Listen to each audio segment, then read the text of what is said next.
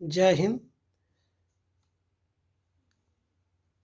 PDF के माध्यम से जो है बीपीएससी में पूछे जाने वाले जो प्रीवियस में पूछा गया उसका जो है कुछ महत्वपूर्ण जो है प्रश्नों का दिया हुआ है, प्रश्नों का उत्तर इसमें बताया जाएगा। इससे पहले आप सभी जो है इसका उत्तर जरूर देंगे। कर्नाटक वंश का संस्थापक कौन है? जल्दी से बताइए। नागदेव है कि नरसिंह देव है कि विजय देव है कि हरिदेव है? जल्दी, उपरोक्त में से कोई नहीं, कौन सा होगा? जल्दी स्टिक लगाइए। रंजीत जी सही बताया, नागदेव। ठीक है, चलिए। कर्नाटक वंश का अंतिम शासक कौन था? कर्नाटक वंश का अंतिम शासक कौन था? जल्दी से बताइए। हरि सिंह, राम सिंह, मती सिंह, श्याम सिंह? जल्दी से बताइए। हरि सिंह सही है, हरि सिंह सही है। नालंदा विश्वविद्यालय के संस्थापक कौन थे? चंद्रगुप्त, विक्रमादित्य, कुमारगुप्त, धर्मपाल, पुष्पगुप्त? कौन से थे? जल्दी से बताइए। 56वीं और 59वीं बीपीएससी में पूछा हुआ प्रश्न है, देख लीजिए। चंद्रगुप्त, विक्रमादित्य और कुमारगुप्त और धर्मपाल और पुष्पगुप्त? जल्दी से बताइए। Kumaragupta right answer. महावीर स्वामी का जन्म कहाँ हुआ था? कुंडग्राम, पाटलिपुत्र, वैशाली, मगध? कहाँ हुआ था? तो कुंडग्राम में सही, राइट आंसर कुंडग्राम, कुंडग्राम में। ठीक है, प्रश्न नंबर 5वां। मगध मगध की प्रारंभिक राजधानी कौन सी थी? देख लीजिए। 53वीं, 55वीं, 47वीं, यानी 3 बार यह प्रश्न पूछा हुआ है। बहुत ही महत्वपूर्ण प्रश्न है, याद रखिए, याद रखिए। मगध की प्रारंभिक राजधानी कहाँ है? पाटलिपुत्र, वैशाली, राजगिरी, चंपा? कहाँ है? जल्दी से बताइए। राजगिरी सही बात। अजात शत्रु के वंश का नाम क्या था? देखिए, ये भी प्रश्न जो है 53वीं, 5वीं, 53वीं बीपीएससी में पूछा हुआ है। मौर्य वंश, हर्यक वंश, नंद वंश, गुप्त वंश? जल्दी से बताइए। अजात शत्रु के वंश का नाम क्या था? मौर्य वंश, हर्यक वंश, नंद वंश, गुप्त वंश? तो सही आंसर हो जाएगा हर्यक वंश। तृतीय बौद्ध सभा किस स्थान पर बुलाई गई थी? तृतीय बौद्ध सभा किस स्थान पर बुलाई गई थी? सही सही, जल्दी से बताइए। तृतीय बौद्ध सभा किस स्थान पर बुलाई गई थी? तक्षशिला, ससाई, बोधगया, पाटलिपुत्र? तो कहाँ बुलाया गया था? पाटलिपुत्र। सही आंसर क्या हो जाएगा? पाटलिपुत्र। बोधगया में बोधि वृक्ष अपने वंश की किस पीढ़ी का है? बोधगया में बोधि वृक्ष अपने वंश की किस पीढ़ी का है? जल्दी से आंसर दीजिए। तृतीय, चतुर्थ, पंचम, षष्ठम? तो चतुर्थ। सही आंसर क्या हो जाएगा? चतुर्थ। प्रश्न नंबर 9। विश्व का पहला गणतंत्र वैशाली में किसके द्वारा स्थापित किया गया था? विश्व का पहला गणतंत्र वैशाली में किसके द्वारा स्थापित किया गया था? मौर्य, नंद, गुप्त, लिच्छवी? जल्दी से आंसर बताइए। लिच्छवी। सही आंसर क्या है? लिच्छवी। सही आंसर क्या है? लिच्छवी। ठीक है, देखिए 48वीं और 12वीं बीपीएससी में पूछा हुआ प्रश्न है। प्रश्न नंबर 10। पाटलिपुत्र के संस्थापक कौन थे? बताइए। उदयन, अशोक, बिंबिसार, महापद्म नंद? तो आपका सही आंसर क्या हो जाएगा? उदयन। नंद वंश के पश्चात मगध पर किस राजवंश के शासन किया है? नंद वंश के पश्चात मगध वंश पर, याद रखिए, नंद वंश के पश्चात मगध पर किस राजवंश ने शासन किया? तो देख लीजिए, मौर्य वंश, शुंग वंश, गुप्त वंश, चंपा वंश। तो ये चार में से कौन है सही से आंसर बताइए? तो मौर्य वंश। सही आंसर क्या हो जाएगा? मौर्य वंश।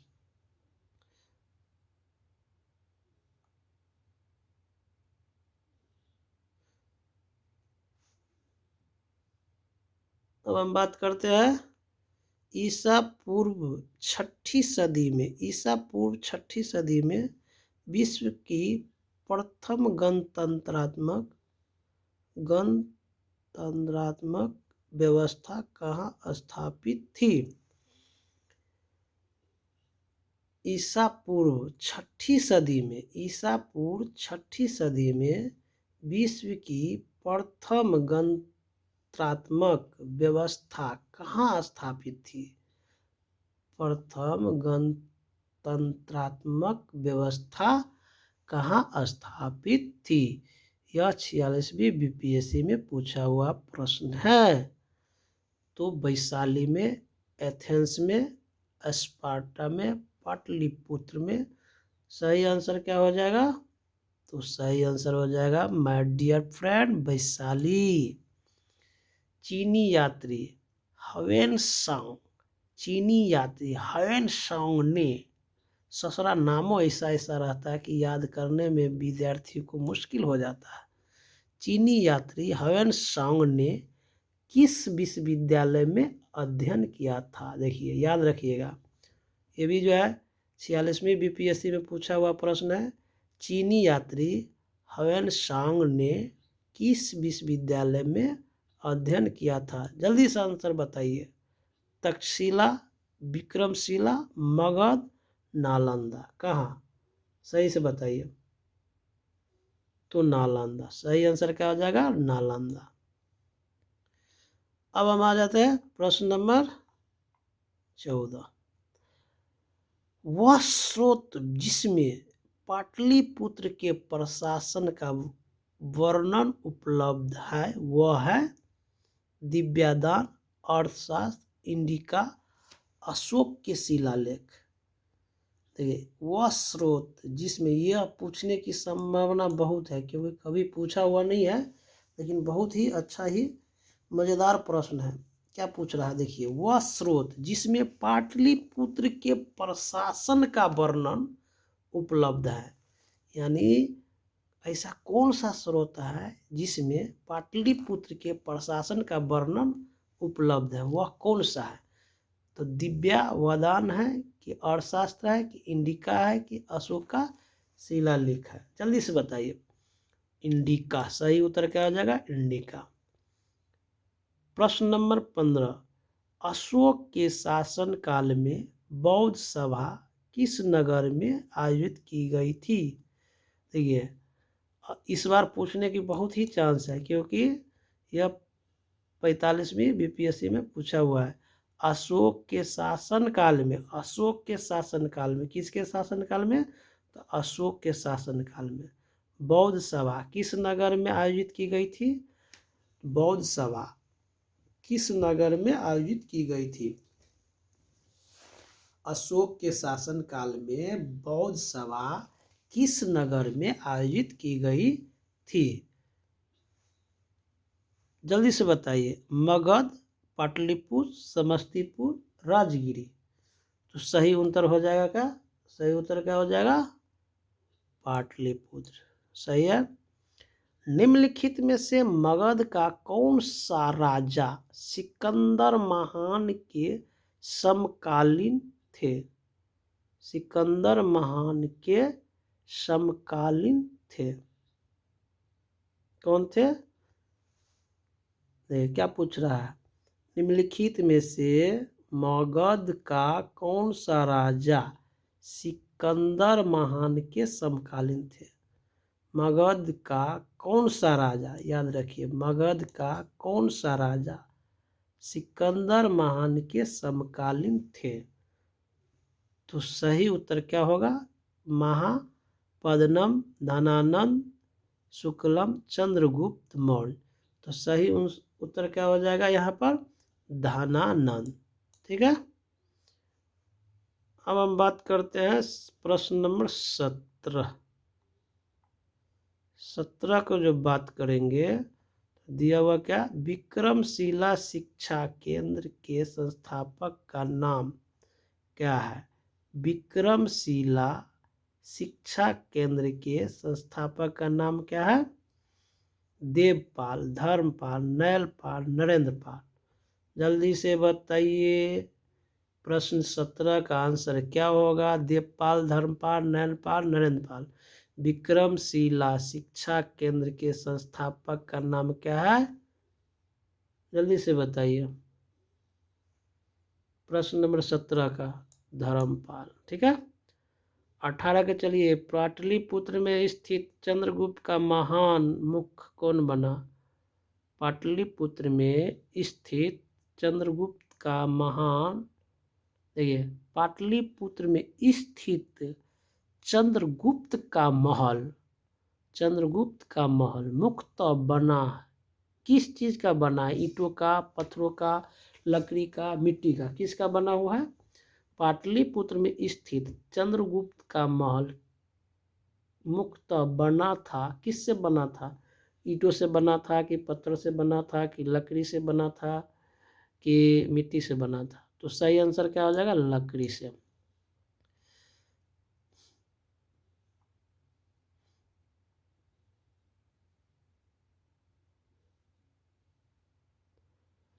तो क्या है यहाँ पर? सॉरी, यहाँ लिखा बराबर की गुफाओं का उपयोग किसने आश्रय दिया? यहाँ होगा लिखने में, बाबर की गुफाओं का उपयोग किसने आश्रय गृह में, बाबर की गुफाओं का उपयोग किसने आश्रय गृह के रूप में किया? तो आजीविका ने, थारुओं ने, जैनी ने, तंत्रिकाओं ने। तो प्रश्न 19 का आंसर क्या हो जाएगा? सही उत्तर हो जाएगा आजीविका ने। प्रश्न नंबर 20 में चलते हैं। तो 20 का क्या है?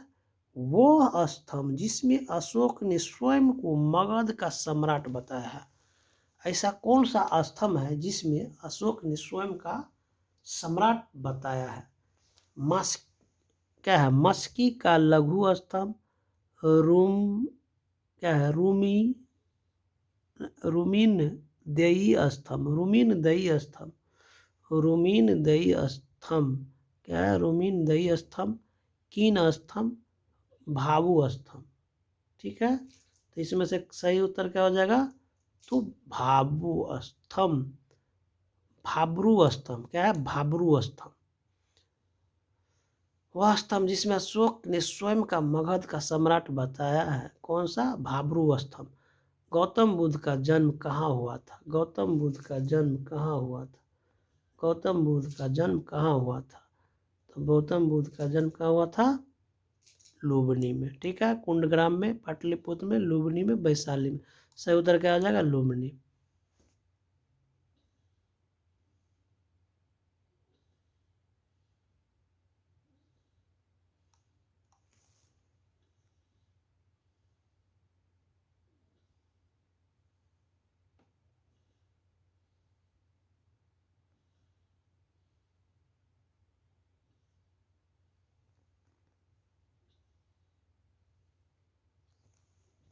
प्रश्न नंबर 22 का क्या है? देख लीजिए। प्रश्न नंबर 22 का है, अजात शत्रु के शासन काल में प्रथम बौद्ध संगीति का आयोजन किस नगर में किया गया था? अजात शत्रु के शासन काल में प्रथम बौद्ध संगति का आयोजन किस नगर में किया गया था? तो सही उत्तर क्या हो जाएगा? राजगिरी, मगध, पाटलिपुत्र, कश्मीर। तो सही उत्तर हो जाएगा राजगिरी। समझ में आ गया? तो ये 22 प्रश्न महत्वपूर्ण चीज़ है जो आप इसको देख लेंगे तो आशा करते हैं कि 15 मिनट में आपको 22 प्रश्नों का उत्तर आसानी से याद हो जाएगा और आने वाले परीक्षा में समस्या नहीं होगा।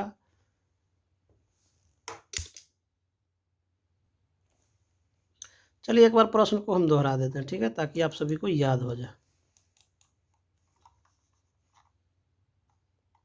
कर्नाटक वंश के संस्थापक कौन है? नागदेव, नाइनदेव, ठीक है, नानदेव, ठीक है।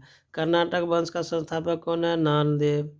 कर्नाटक वंश का अंतिम शासक कौन था?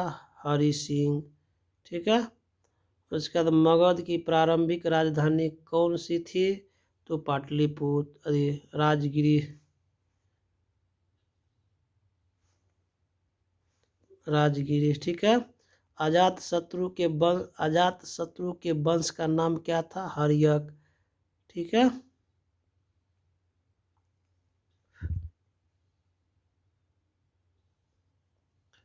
हर्यक। तृतीय बौद्ध सभा किस स्थान पर बुलाई गई थी? पाटलिपुत्र। बोध गया में बोधि वृक्ष अपने वंश की किस पीढ़ी का है? चतुर्थ पीढ़ी का है। विश्व का पहला गणतंत्र वैशाली में किसके द्वारा स्थापित किया गया? तो लिच्छवी के द्वारा।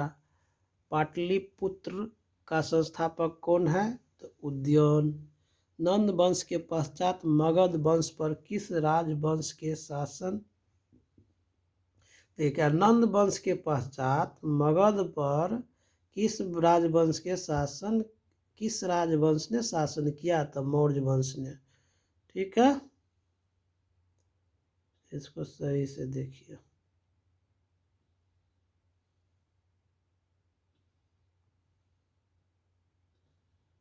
हाँ,